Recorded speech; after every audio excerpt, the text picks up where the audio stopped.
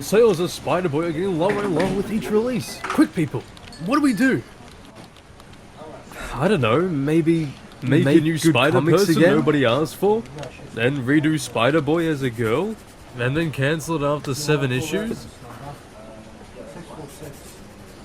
God, why do I work here anymore? Well, I quite like this plan. Hey, welcome back to the stash.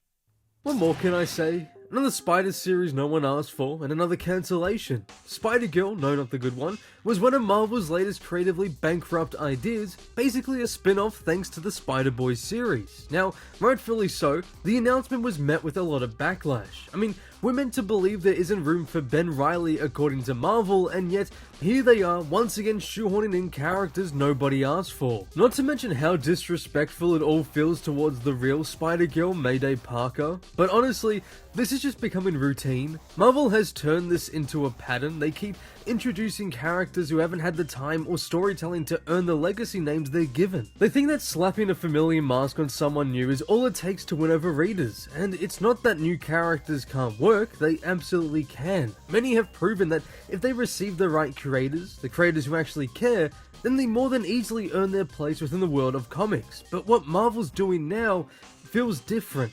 These aren't characters rising from story, they're being poorly forced into one. Every few months, it's another one. From Spider-Boy to Spider-Gwen being retconned into the 616, and now this. A brand new Spider-Girl who appeared out of nowhere with barely a backstory rushed into a solo series that no one asked for, all thanks to a comic that barely anyone cares about. It's just so lazy. It's hard to believe Marvel used to be the house of ideas, and worse still, it pushes out the characters fans actually care about. Ben Reilly gets sidelined, Mayday Parker gets ignored completely, and in their place are characters like Maka Akana, who might have worked with time and care, and if it didn't feel like she was credited out of spite. Her comic was rushed, underwritten, and abandoned the second the sales slipped, which was almost instantly. I mean, this comic didn't even last a year. 7 issues was all it took for Marvel to pull the plug, and it's honestly kinda embarrassing.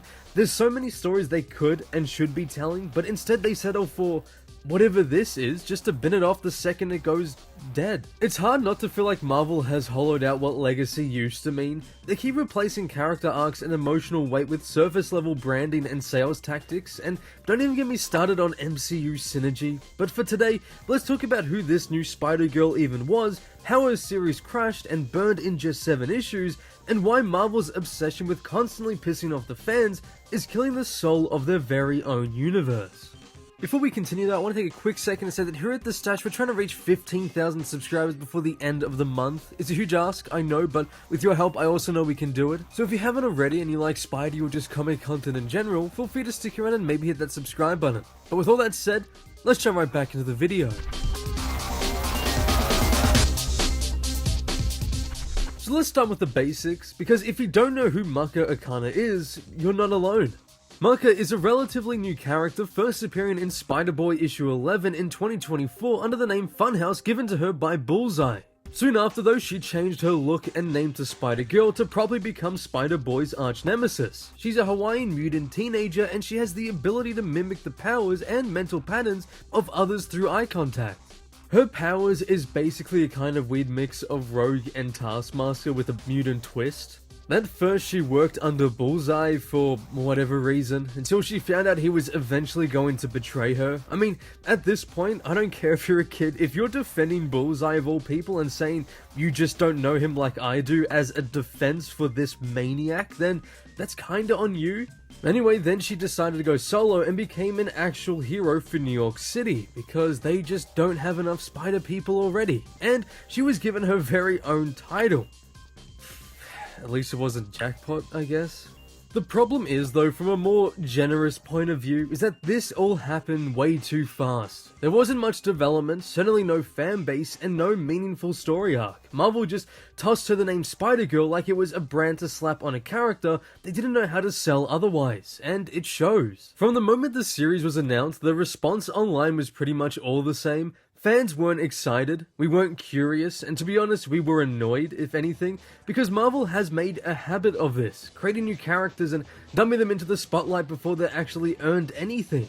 Maka didn't build her story. She inherited a legacy that hasn't even been fully realized in the main universe. At the very least, they should have been a new Mayday series, even if it was still set in another world, but I'm just so tired of Marvel's sale tactics. There's no long-term plans, no proper introduction, and no strong supporting cast. If it's not a cheap relaunch for another issue 1, it's just, here's a new Spider-Person, buy it. But people didn't. Sales were extremely poor, especially since it's not even making it to issue 10, and the interest forever was just non-existent. Naturally, before long, the inevitable happened.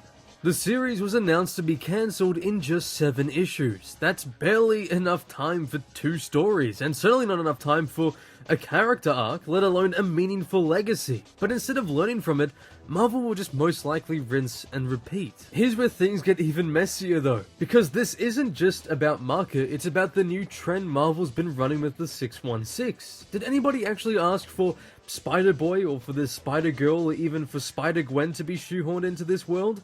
What has genuinely happened to the multiverse? Because for as much as Marvel loves to milk that thing, they sure as hell don't know how it's supposed to work. Placing anything and everything into the 616 makes the entire concept of the multiverse pointless. If you're going to, no matter what, make these characters, then at the very least allow them to breathe on their own. 616 New York doesn't need 5 billion variations of the same hero. And because Marvel does this all the time, the entire landscape of their comics now just feels so bloated and oversaturated. How am I supposed to believe that New York City still has petty crimes when there's about 20 different spider people swinging around the city? I mean, Spider-Boy in itself was already a strange and quite frankly lazy pitch. He's supposedly a forgotten sidekick of Peter Parker, a character nobody remembered existed. It's an idea that just screams creatively bankrupt to me, and just like, how can we shoehorn another Spider-Person into the 616? And to match, we got a rush launch, an unearned backstory, and a character who feels like someone's been pulled from someone else's fanfiction.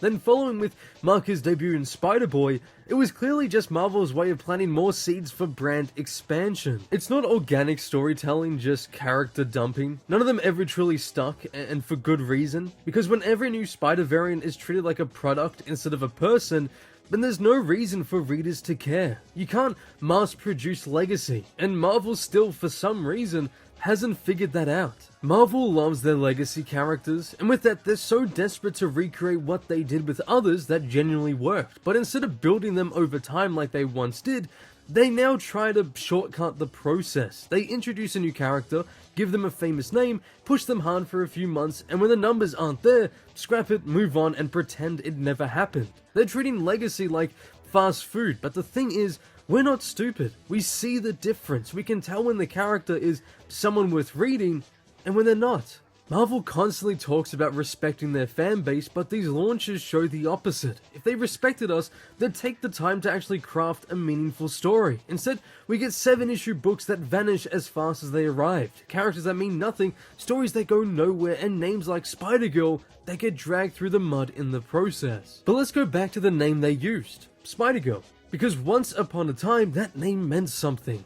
Mayday Parker wasn't just a spin-off, she was Peter Parker's daughter from the MC2 universe, a continuation of his legacy while also the forming and foundation of her own. And her book, it ran for over 100 issues. In fact, Mayday is still the longest running female-led Marvel superhero comic in their entire history. A fact I'm very proud of. She was a real Spider-Girl, with a real fanbase, a real arc, and real development. Mayday went through heartbreak, she earned her victory, she carried her own rogues gallery, her own school drama, her own identity. She wasn't piggybacking off of Spider-Man's name, she was extending his story and in turn telling her own unique story. But of course, Marvel threw her aside, and over the years, she's been pushed further and further into the background of obscurity. She rarely gets cameos now, and never the spotlight she deserves, and now they've taken her name and slapped it onto a brand new character, and one with none of the history or heart. It's honestly kinda insulting to Mayday and to the fans who supported her for decades, and to the concept of legacy characters itself. Now, this isn't about hating new characters, it's about how they're introduced and how little Marvel seems to care about actually making them matter. Legacy takes time, it takes story, it takes genuine effort, but Marvel's current method is lazy. It's literally just take a classic name, give it to a new face, toss them into the market and hope people care, and when they don't, blame the readers, cancel the series, and move on to the next gimmick.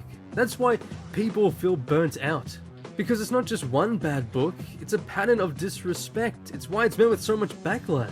It's also why characters like Ben Reilly, who do have history, who've earned their place, get sidelined. Because he doesn't fit into the new mold, because he's not new, shiny, or easy to market within issue 1. So instead, Marvel ruins his character for years and then disposes of him.